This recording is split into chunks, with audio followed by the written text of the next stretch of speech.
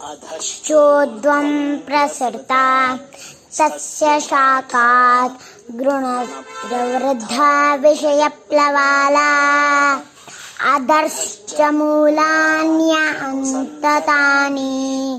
कर्मानुबन्धीनि मनुष्यलोके निरुपमस्येह तदोपलभ्यते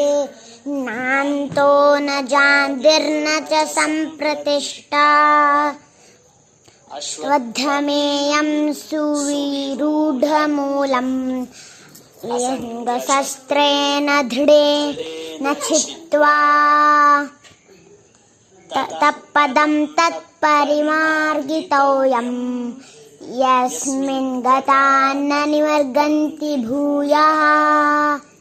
तमेव चाद्यं पुरुषं प्रपद्ये यतः प्रवृत्तिः प्रसृता पुराणी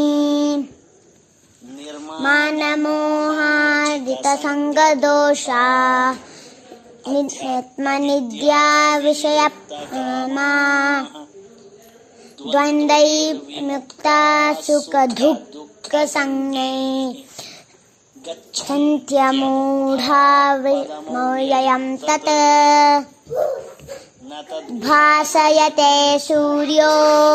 न शशाङ्को न पावकः यद्गत्वा न निवर्गन्ति तत्